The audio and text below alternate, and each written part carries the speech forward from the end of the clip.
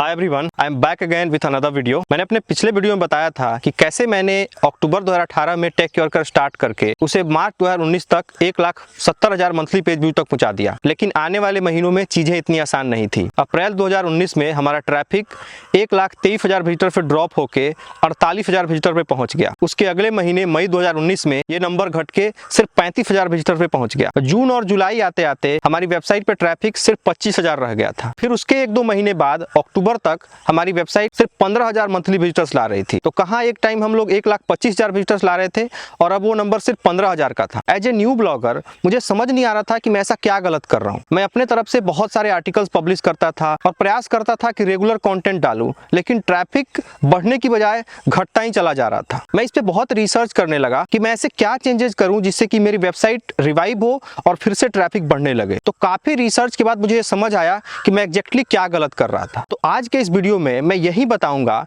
कि मैं ऐसी कौन सी गलती कर रहा था एज ए न्यू ब्लॉगर जिससे कि मेरी वेबसाइट शुरू में अच्छा करने के बाद भी धीरे धीरे नीचे जाने लगी। तो अगर आप भी एक ब्लॉगर हैं और आपकी वेबसाइट पे भी ट्रैफिक दिन पर दिन ड्रॉप होते जा रहा है तो इस वीडियो को आगे देखते रहिए। हो सकता है कि आप भी यही गलती कर रहे हो और जिसके कारण आपकी वेबसाइट आगे नहीं बढ़ रही हो। दोस्तों, अगर आपने मेरा पिछला वीडियो देखा होगा तो उसमें मैंने बताया था कि मैं अपनी वेबसाइट पे एसओसी कंपैरिजन किया करता और जब हमें इनिशियल सक्सेस मिली तो हम ये प्रयास करने लगे कि ज्यादा से ज्यादा कंपैरिजंस करें ताकि हमारी वेबसाइट बहुत सारे कीवर्ड्स पे रैंक हो और उन सभी को अगर कोई सर्च करे तो हमें बहुत सारा ट्रैफिक आए। और इसी चक्कर में हम डुप्लीकेट कंटेंट पब्लिश करने लगे। Duplicate in the sense, suppose कीजिए कि अगर कोई एक नया एसओसी लॉन्च हुआ है स्नैपड्रैगन 675 और हमें उसे कोई पुराने एसओसी के साथ कंपेयर करना है जैसे कि स्नैपड्रैगन 660, और हमारे पास अगर स्नैपड्रैगन 660 के सारे डिटेल्स रिटर्न में अवेलेबल है जैसे उसके सीपीयू की डिटेल्स, जीपीयू की डिटेल्स, रैम, स्टोरेज, डिस्प्ले, इन सभी की इंफॉर्मेशन, तो हम लोग ये करते थे कि सिर्फ स्नैपड्रैगन 675 की डिटेल्स फ्रेश लिख लेते थे और जो स्नैपड्रैगन 660 की डिटेल्स थी वो अपने पुराने आर्टिकल से ले लेते थे। शुरू में 1-2 आर्टिकल्स में ये चल सकता था,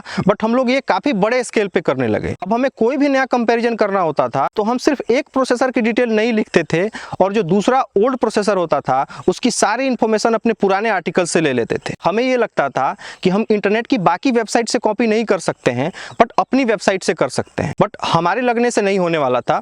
गूगल को ऐसा नहीं लगता था। गूगल पूरी तरह से ओरिजिनल कंटेंट को प्रीफर करता है, ये बात हमें नहीं पता थी और ये मिस्टेक हम शुरू के 3-4 महीने करते रहे और हमें बिल्कुल इस बात का आइडिया नहीं था। जब हमारा ट्रैफिक ड्रॉप हुआ तब भी हमें ये बात समझ नहीं आ रही थी, लेकिन मैंने इसके बारे में रिसर्च करना जारी रखा। मैंने बहुत सारे ब्लॉग आर्टिकल्स पढ़े, वीडियोज देखे। उसी में किसी ने बताया कि अगर आप अपनी वेबसाइट पे डुप्लीकेट कंटेंट लिख रहे हैं तो हो सकता है आपकी वेबसाइट शुरू में रैंक हो, बट धीरे धीरे जैसे जैसे गूगल को आइडिया लगेगा आपके कंटेंट के बारे में, आपकी वेबसाइट पेनलाइज हो जाएगी और आपके सारे आर्टिकल्स जो पहले रैंक हो रहे होंगे वो नीचे आ जाएंगे। और एग्जैक्टली सेम यही मिस्टेक मैं अपनी वेबसाइट पे कर रहा था। कहने में कितनी बेसिक सी बात है कि मैं डुप्लीकेट कंटेंट लिख रहा था, लेकिन इसी के कारण कहां एक टाइम हम लोग 1,70,000 पेज व्यूज कर रहे थे और वो नंबर गिर के 20,000 पेज व्यू तक आ गया था। हम जो भी रिवेन्यू कर रहे थे, हमारे जो भी एम्बिशंस थे कि हम एक बहुत बड़ा टेक मीडिया ब्रांड बनाएंगे और शुरू में ग्रोथ भी मिली थी, वो सारा मोटिवेशन जा चुका था। तो अगर आप भी एक ब्लॉगर हैं और आपकी वेबसाइट भी एक टाइम पे अच्छा कर रही थी बट अभी आपका ट्रैफिक दिन पर दिन ड्रॉप होके बहुत कम रह गया है, आप भी महीने के 20-25,000 विजिटर ही ला पा रहे हैं,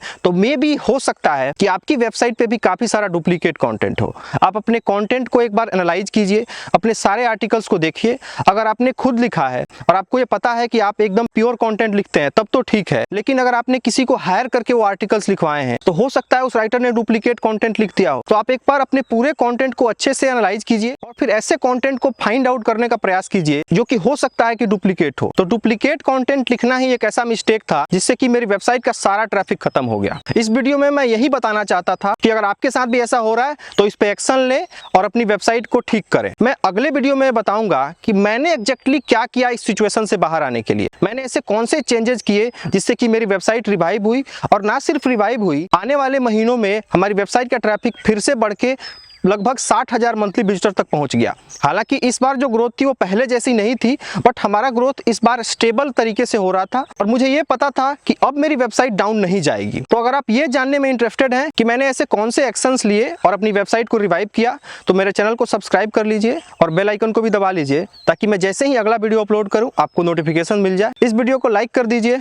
अपने ब्लॉगर दोस्तों के साथ शेयर कर दीजिए जिनकी वेबसाइट का ट्रैफिक नहीं बढ़ रहा है, और फिर मैं आप सभी से जल्दी मिलता हूं अपने अगले वीडियो में। तब तक के लिए बाय।